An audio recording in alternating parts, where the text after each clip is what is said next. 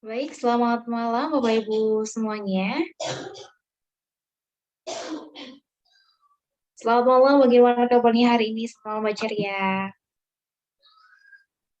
Selamat Alhamdulillah sehat, Mbak Sanggar. selamat malam Dokter Yopi. Malam Mbak Sanggar. Kabarnya juga baik, Dokter? Alhamdulillah baru nyampe tadi sore. Oke, alhamdulillah. Suara saya jelas ya tanpa headset. Terdengar. Ya, oke, alhamdulillah. Oke, ini selamat malam ada Bapak Erisyah Putra Surbakti, ada Pak Abdullah Abdul, ada Pak Ilham Syahputra juga. Selamat malam ya. Semoga kabarnya baik. Ini kita tunggu mungkin sekitar 2 menit lagi ya dokter ya Mbak Ceria ya.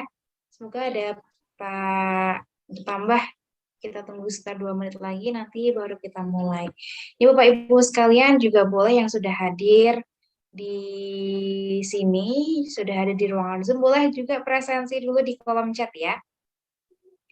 Boleh juga presensi terlebih dahulu di kolom chat nih. Ada Pak Erisyah, ada Ibu Ani, ada Pak ada Pak siapa nih? Ada Pak Ilham, ada Pak Abdullah ya.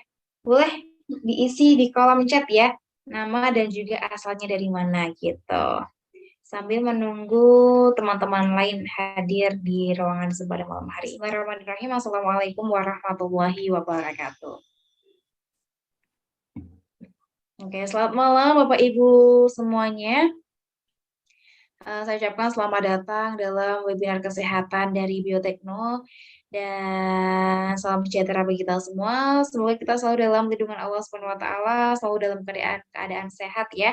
Sehingga bisa berkumpul, bisa bertemu hari ini secara virtual untuk menimba ilmu Bapak Ibu sekalian. Menimba ilmu hari ini kita akan membahas mengenai asam urat gitu.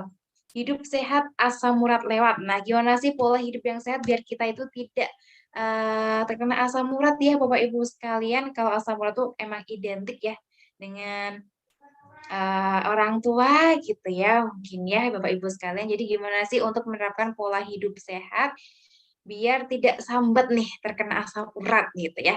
Nanti akan disampaikan penjelasannya Bapak Ibu sekalian oleh Dr. Yopi Harminanda Ardesa selaku Ketua Yayasan Gizi Indonesia Sehat. Dan nanti juga akan dilanjutkan oleh nutrisionis dari Biotekno ada Mbak Ciria Permata Sarjana Gizi ya.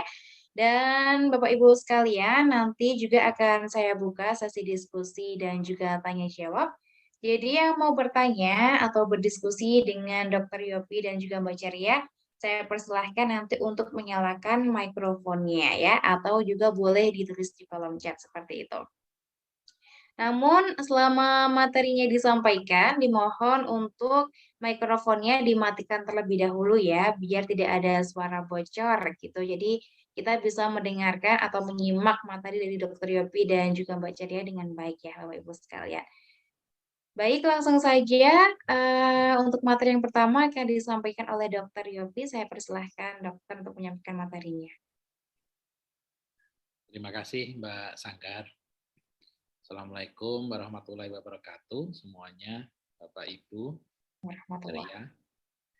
Apa kabar pada malam hari ini? Semoga sehat selalu. Alhamdulillah kita bisa bersama-sama kembali di acara webinar yang diselenggarakan oleh Biotekno. Sebelumnya mungkin ada yang baru pertama kali bertemu dengan saya. Perkenalkan saya Dr. Yopi dari Yayasan Gizi Indonesia Sehat yang malam hari ini diberikan tugas untuk memberikan materi terkait dengan asam urat.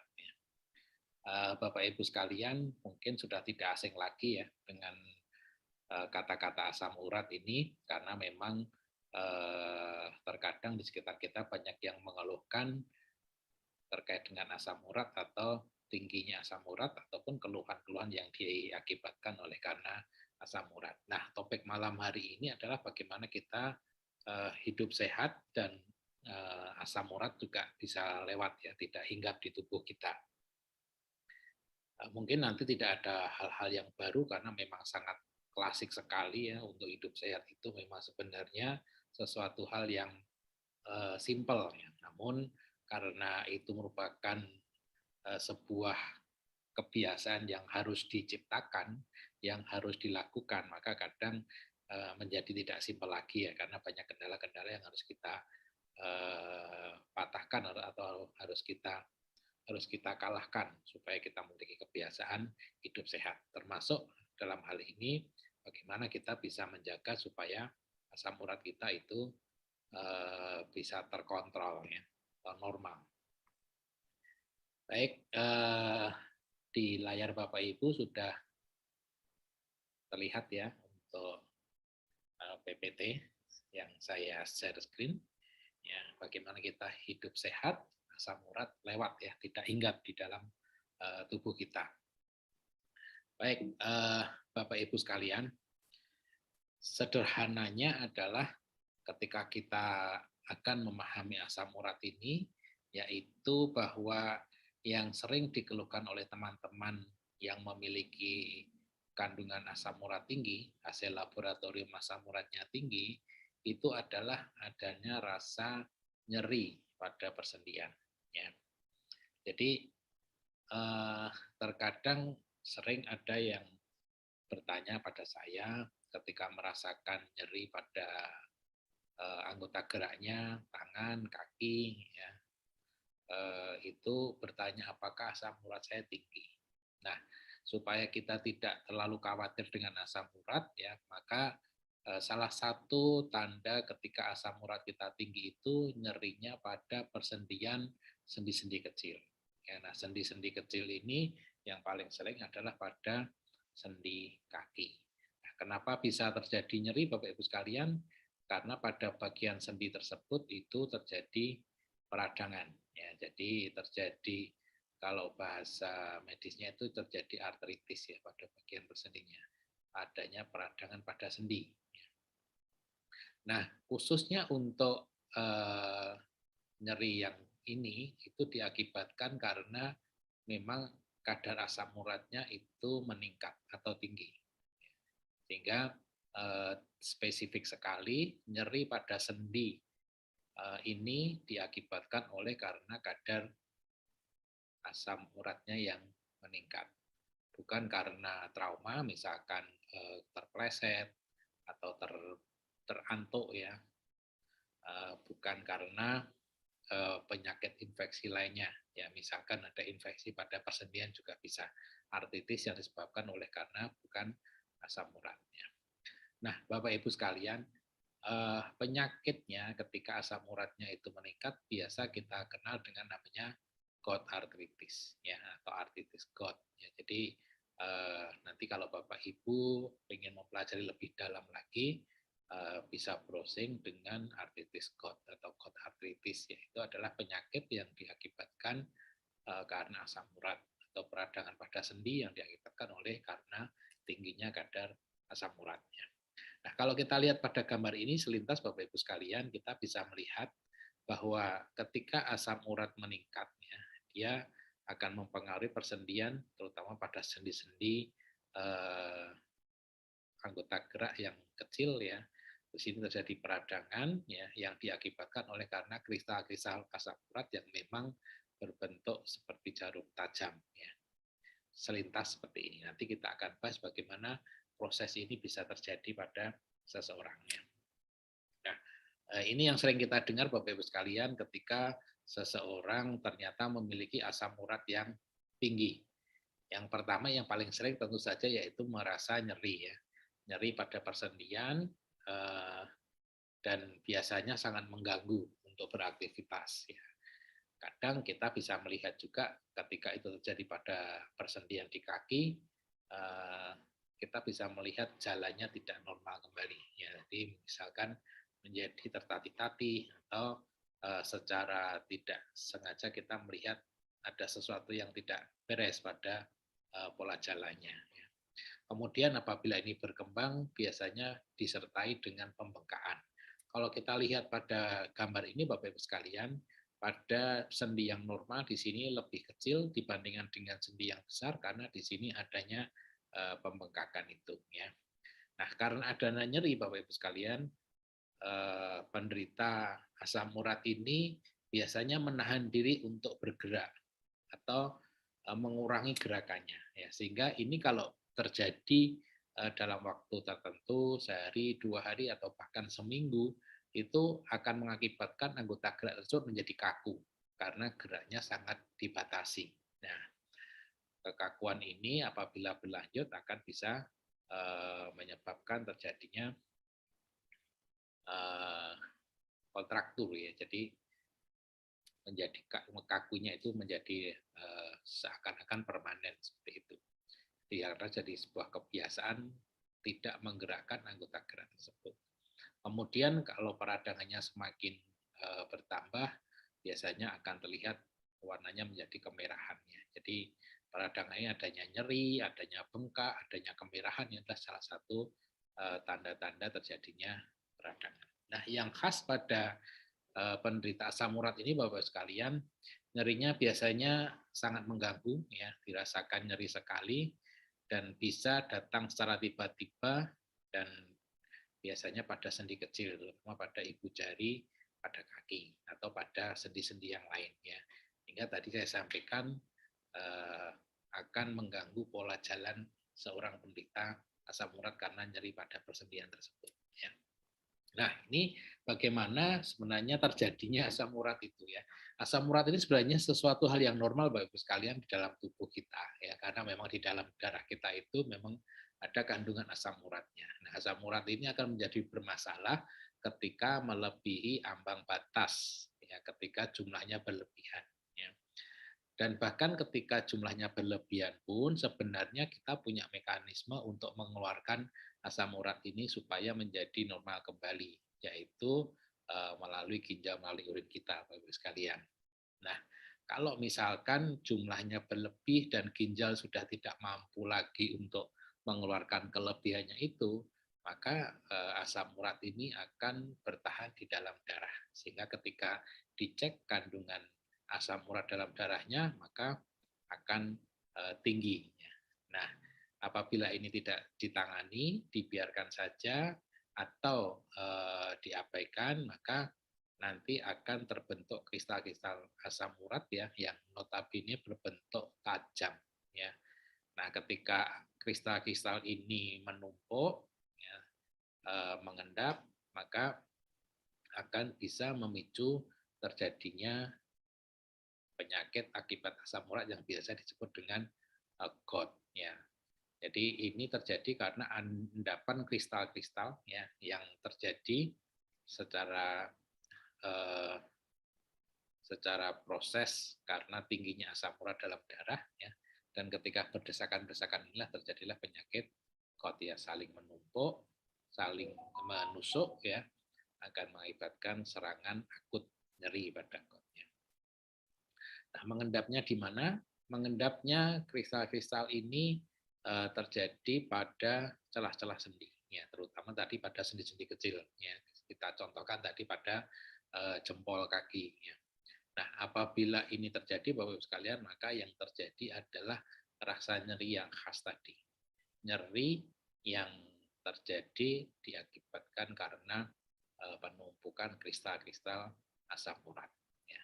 Dan biasanya terjadi sering pada malam hari. Nah, kalau ini tidak segera ditangani, Bapak Ibu sekalian, maka akan menimbulkan kerusakan pada persendian tersebut. Nah, kerusakan ini terjadi karena adanya peradangan yang diakibatkan oleh karena desakan kristal-kristal dari asam urat tadi. Nah, kerusakan pada sendi ini apabila juga tidak segera ditangani, Bapak sekalian, maka akan bisa mengakibatkan kerusakan yang permanen sehingga akan menghilangkan mobilitas dan terjadi deformitas pada persendian. Ya. Nah, ini yang terjadi pada asam urat, ya. Jadi sekali lagi sebenarnya ini merupakan bagian yang normal dari tubuh kita, tetapi ketika berlebihan masih bisa dikompensasi dengan dikeluarkan melalui urin, tetapi ketika ini tidak diikuti dengan perbaikan pola hidup, pola makan, maka ini dikatakan bisa dikatakan mengabaikan kondisi asam urat yang meninggi yang akan terjadi menjadi seperti ini, Bapak sekalian. Nah, selain hilangnya mobilitas dan terjadinya deformitas pada sendi, Bapak Ibu sekalian, apabila asam urat ini lebih tinggi, maka lebih lanjut akan bisa menimbulkan gumpalan ya yang berada di bawah kulit pada persendian yang mengalami kerusakan tadi. Nah, kerusakan lebih lanjutnya biasa disebut dengan nama topi atau topus ya apabila sudah terjadi pada beberapa tempatnya.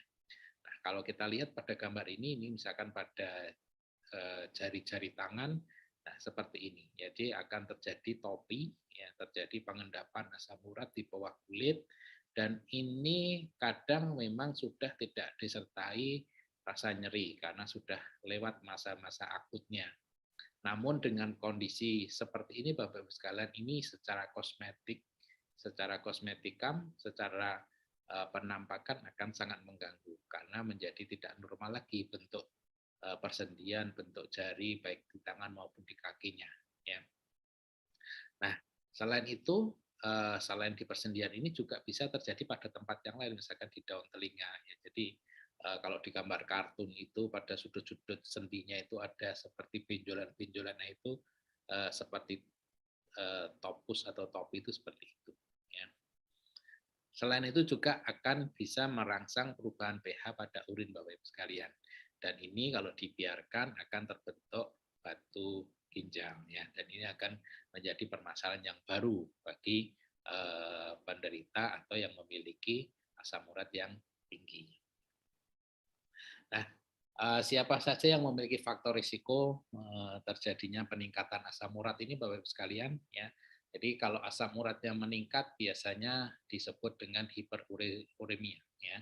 Uresemia itu di sini ditentukan yang pertama oleh karena atau pada usia setelah 30 biasanya ya.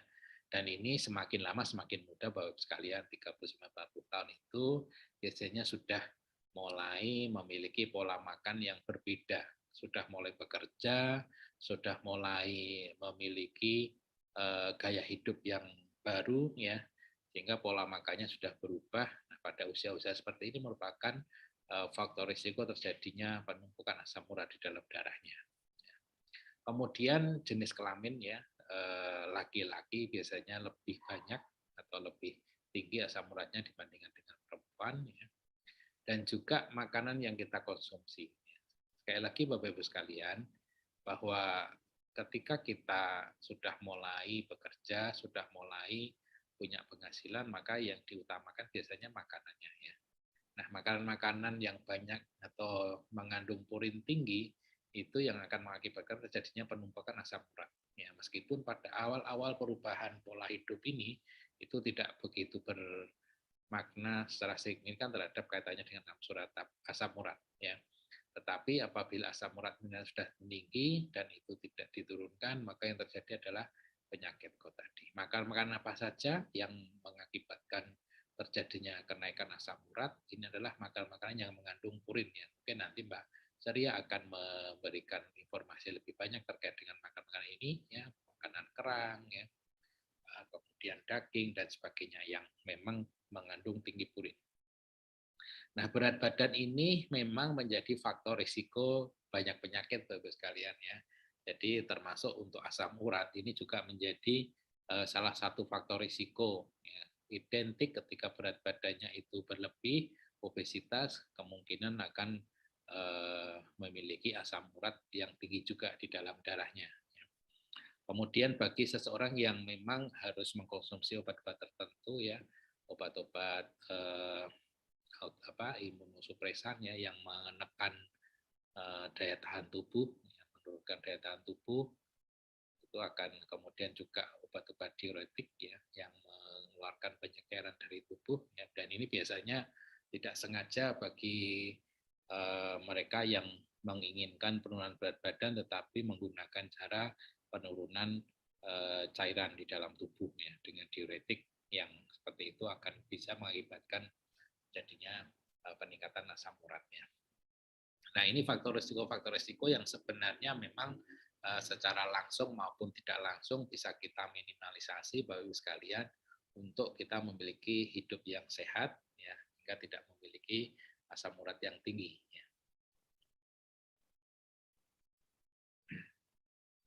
Nah, untuk menentukan diagnosisnya, Bapak Ibu sekalian, kenapa ini saya perlu sampaikan? Karena sering sekali saya mendapatkan dari masyarakat maupun pasien itu mengira-ira apakah asam urat saya ini tinggi atau bahkan belum sempat mengecek kandungan asam uratnya, tapi sudah mengkonsumsi obat penurun asam urat ya, seperti itu sering sekali ya. Dan dengan keluhan-keluhan yang memang mirip ya, misalkan nyeri pada persendian ya, dan sering terjadi misalkan pada lutut, itu dianggap asam urat ya. Nah, untuk itu Bapak Ibu sekalian, kita perlu untuk memahami bagaimana asam urat ini sebenarnya bisa ditegakkan diagnosanya. Tidak asal merasakan nyeri kita berpikiran itu asam urat ya. Yang pertama gejala klinisnya tadi ya, adanya nyeri, kemudian mungkin disertai dengan bengkak ya, kemudian ada kemerahan dan sebagainya. Tanda-tanda radang terjadi pada persendian ya. Dan sekali lagi saya sampaikan pada persendian kecil ya.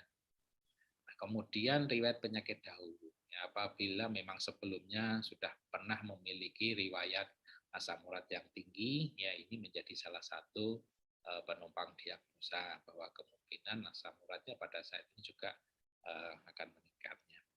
Pola makan memiliki peran penting Bapak Ibu sekalian untuk diagnosis kemungkinan atau dicurigainya asam urat yang tinggi ya.